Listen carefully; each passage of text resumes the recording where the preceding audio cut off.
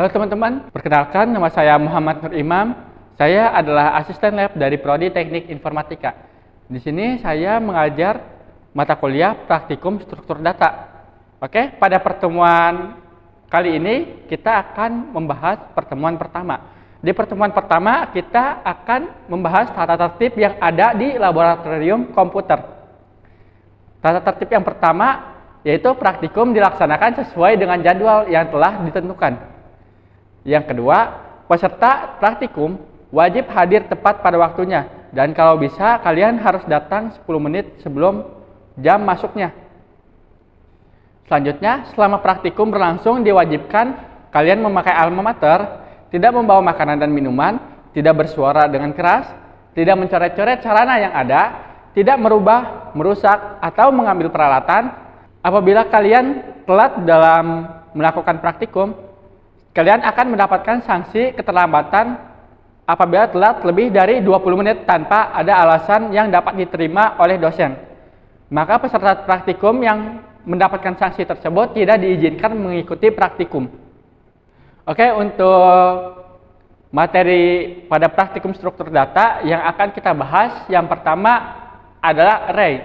Array merupakan kumpulan elemen yang bertipe sama dalam urutan tertentu yang menggunakan nama yang sama. Materi array ini kalian akan dipelajari pada pertemuan kedua. Selanjutnya, pada pertemuan ketiga kalian akan mempelajari materi tentang structure atau struktur. Structure atau struktur adalah kumpulan elemen data yang digabungkan menjadi satu kesatuan. Selanjutnya, pada materi keempat dan pertemuan keempat, kalian akan mempelajari tentang pointer. Pointer adalah suatu variabel yang berisi alamat memori dari suatu variabel lain. Pada pertemuan kelima, kalian akan membahas materi tentang fungsi atau function. Fungsi adalah sekumpulan perintah yang dapat menerima argumen input dan dapat memberikan hasil atau output yang dapat berupa nilai ataupun sebuah argumen. Selanjutnya, pada pertemuan keenam, kalian akan mempelajari tentang metode searching atau pencarian. Searching merupakan tindakan untuk mendapatkan suatu data dalam kumpulan data berdasarkan suatu kunci atau key, atau juga bisa kalian sebut dengan acuan data.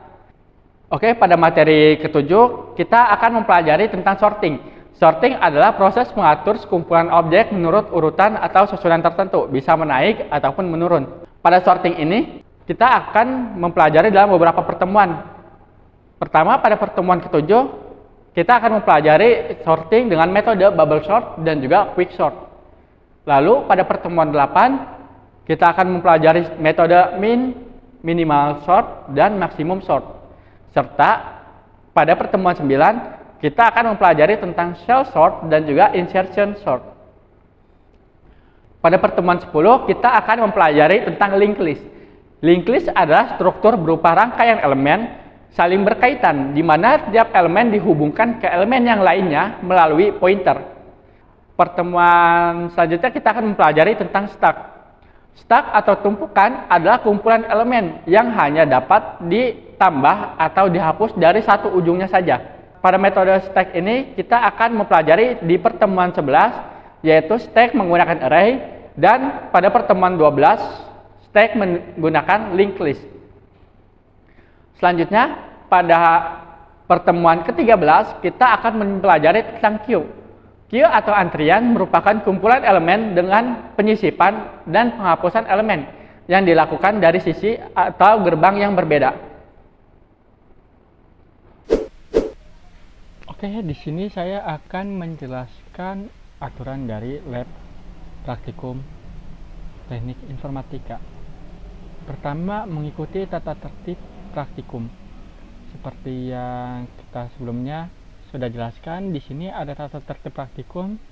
Kalian bisa mendengarkan kembali tata tertibnya di menit-menit awal ya. Oke, selanjutnya untuk yang poin kedua itu ada penilaian. Penilaian di sini terdiri dari kehadiran 30%, minimal kehadiran itu 11 kali. Nah, tapi ini bisa juga tergantung dari dosen masing-masing ya. Terkadang ada dosen yang memberikan minimal kehadiran yang berbeda. Absen jalan diperbolehkan jika disertai alasan yang kuat. Jadi apabila kalian seperti sedang sakit, sedang ada dinas di luar kota, dan sejenisnya, kalian bisa melakukan absensi jalan. Tetapi absensi jalan ini dibatasi maksimal hanya 3 kali. Selanjutnya, tugas atau laporan praktikum memiliki bobot penilaian 35%. Tugas atau laporan praktikum ini terdiri dari tugas atau kuis, laporan awal, dan juga laporan akhir. Selanjutnya, ujian praktikum. Ujian praktikum memiliki nilai bobot 35%. Nah, ujian praktikum ini dilaksanakan pada pertemuan ke-14 atau pertemuan terakhir.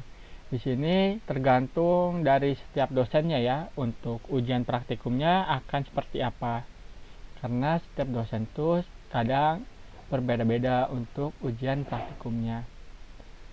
Yang keempat, salah satu atau lebih dari komponen nilai di atas tidak ada, maka peserta praktikum dinyatakan tidak lulus. Contohnya seperti apabila kalian melewati minimal kehadiran, atau kalian untuk tugas laporan praktikum tidak mengerjakan, atau di ujian praktikum kalian tidak mengikutinya, maka kalian dianggap tidak lulus dari praktikum struktur data ya. Oke, selanjutnya kita akan masuk ke bagian membuat laporan praktikum. Untuk membuat laporan praktikum, yang pertama, laporan praktikum terdiri dari laporan awal dan juga laporan akhir. Nah, laporan awal itu isinya kalian menulis ulang setiap modul sesuai dengan pertemuan berikutnya dan menjawab soal tugas pendahuluan. Jadi di laporan awal itu kalian menulis atau menjawab soal yang ada di modul, dan untuk laporan akhir di sini kalian menulis kesimpulan pada modul yang telah dipraktekkan dan menjawab soal tugas akhir.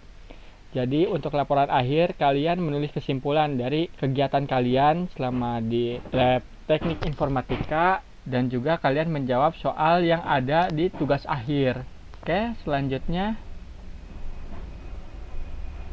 tata cara mengumpulkan laporan. Nah, laporan pertama laporan dikumpulkan mulai dari pertemuan kedua. Karena untuk pertemuan pertama itu kita hanya membahas tentang peraturan dari si praktikum ini. Selanjutnya pada pertemuan kedua yang dikerjakan dan dikumpulkan ya hanya laporan awal. Sedangkan pada pertemuan ketiga sampai dengan pertemuan ke-13, laporan yang dikumpulkan adalah laporan awal dan laporan akhir. Jadi contohnya pada pertemuan ketiga itu yang kalian kumpulkan laporan awal dari pertemuan ketiga dan juga laporan akhir dari pertemuan sebelumnya atau pertemuan kedua. Begitupun sampai kalian di pertemuan ke-13. Selanjutnya pada pertemuan ke-14 atau pertemuan terakhir, atau juga bisa kita bilang pada saat ujian praktikum, hanya laporan akhir yang dikumpulkan. Biasanya terdiri dari laporan pertemuan kedua sampai pertemuan terakhir sebelum dikumpulkan. Jadi semua laporan itu dikumpulkan menjadi satu, baru nanti dikumpulkan kepada dosen. Selanjutnya contohnya ya, pada pertemuan kedua peserta praktikum harus membawa laporan awal yang isinya penulisan ulang modul pertemuan kedua dan menjawab soal tugas pendahuluan. Jadi seperti yang saya jelaskan sebelumnya, untuk contohnya misal kalian baru masuk di pas pertemuan kedua, itu kalian sudah membawa modul yang berisi penulisan ulang modul pertemuan kedua dan juga menjawab soal tugas pendahuluan pertemuan kedua.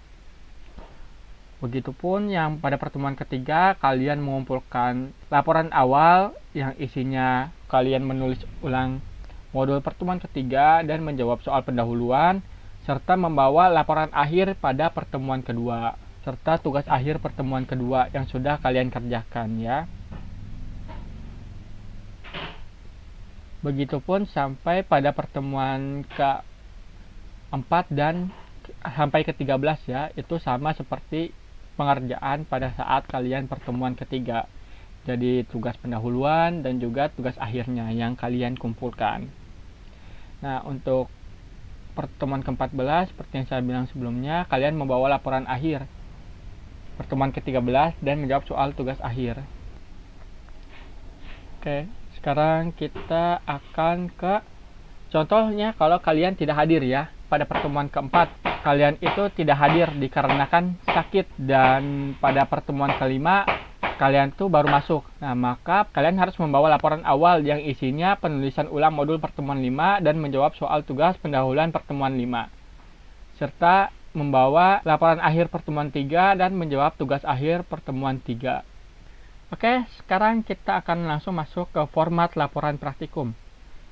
Format yang pertama itu isi laporan ditulis tangan pada kertas A4. Lalu halaman depan laporan awal dan laporan akhir boleh di print atau ditulis tangan. Contohnya,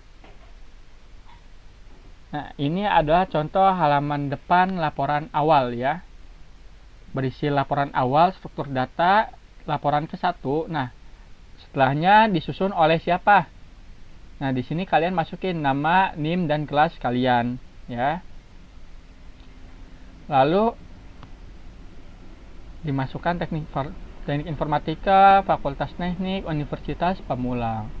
Dan terakhir diberi alamat dari Universitas Pamulang. Oke, selanjutnya contoh halaman depan. Ini sama seperti tadi ya. Nah, ini kan tadi kalau di print ya. Sekarang kalau ditulis tangan, itu kalian perbedaannya hanya di gambar ininya, di gambar yang tengahnya saja. Kalau di print kan itu dia memakai logo dari Universitas Pamulang, sedangkan kalau kalian nggak di print atau ditulis tangan, kalian pakai garis kayak gini aja ya. Oke, sekian untuk pertemuan kali ini. Apabila kalian masih kurang paham dengan materinya, kalian dapat mengulang-ulang kembali video materi pertemuan kali ini. Atau kalian juga dapat bertanya kepada dosen yang mengampu praktikum struktur data kalian. Sekian dari saya. Terima kasih sudah menonton. Sampai jumpa pada video selanjutnya.